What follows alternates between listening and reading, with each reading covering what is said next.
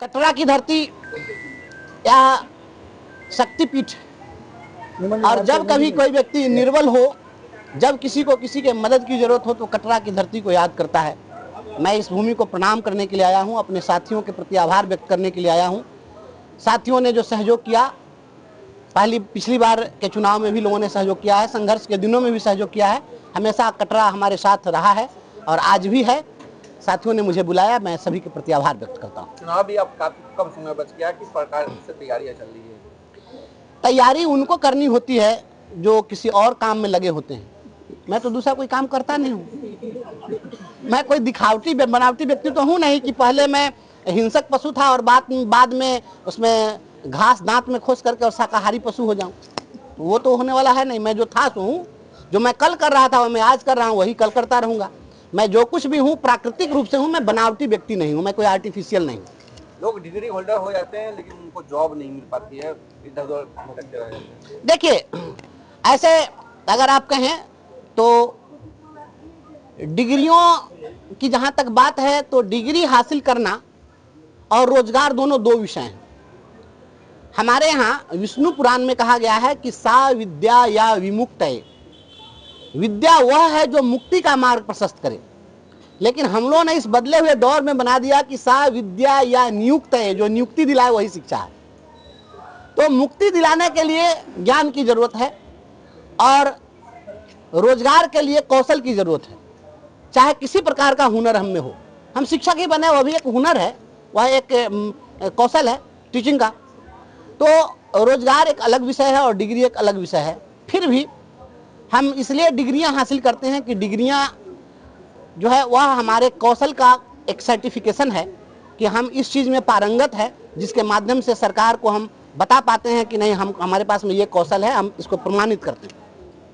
और रोजगार की जहाँ तक बात है तो हम उसके लिए भी बात करते हैं जिनके पास डिग्री नहीं है, क्या उनको रोजगार नहीं मिलना चाहिए? उनको भी रोजगार मिलना चाहिए और सरकार उनके लिए सोच रही है। हमारा सोचना यही है कि अब तो पहले जो मनरेगा योजना थी, तो पहले गांधी जी के मजदूर हुआ करते थे, अब राम जी के मजदूर हो गए हैं।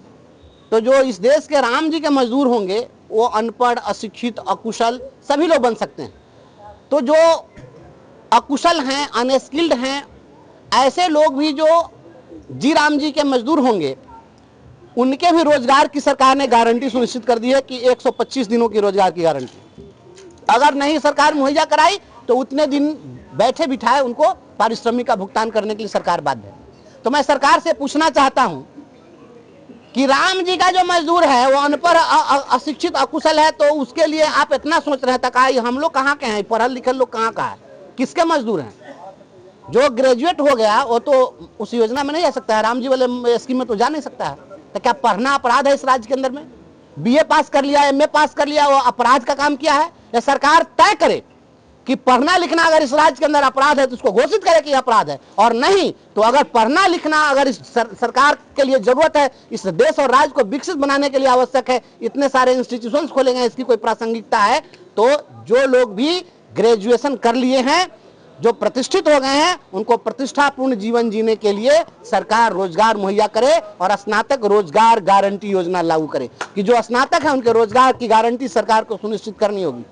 इसके लिए सरकार को अविलंब इस पर एक योजना बनानी चाहिए। राम जी के नाम पे बहुत सारे अभी आवाजें उठ रही थी, लोग कह रहे हैं कि जो आप लोग को नफरत है राम जी के नाम से। राम जी के नाम से नफरत विधर्मियों को हो सकता है, जो जिनको धर्म में विश्वास नहीं है उनको राम जी के नाम से नफरत हो सकता है। लेकिन हम एक कहावत भी कहते हैं कि राम भरोसे, जब कहीं का कुछ नहीं रहता है तो हारे को हरि नाम है।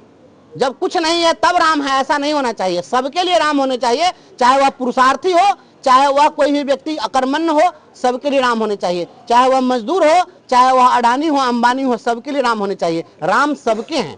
आप केवल और केवल अकुशल लोगों के लिए, अशिक्षित लोगों के लिए आप राम जी ला देंगे तो नहीं चलेगा। पढ़े लिखे लोगों के लिए भी राम जी को लाना पड़ेगा। शिक्षकों के लिए क्या कुछ होने वाला विशेष इस नए सेशन में? नए सत्र में जो शिक्षकों की समस्याएं हैं, प्रत्येक समस्या पर मैं बहुत बारीकी के साथ काम कर रहा हूं और उन सभी मुद्दों पर हम संघर्ष करेंगे। सदन में सब पर सवाल हम उठा रहे हैं, सब पर सवाल लाएंगे और सदन में सरकार को जवाब देना पड़ेगा। हम लड़ रहे हैं शिक्षकों के, गुरुजनों के हर एक समस्या पर, आप पत्रकारों के सवाल पर, शिक्षित बेरोजगारों के सवाल पर, बुद्धिजीवियों के सवाल पर, कर्मचारियों के सवाल पर, संविदा कर्मियों के सवाल पर, जितने भी मजदूर से लेकर के और जितने भी पदाधिकारी तक, मैं पदाधिकारियों का भी सवाल उठाता रहता हूं, सभी के सवाल पर मैं जूझूंगा।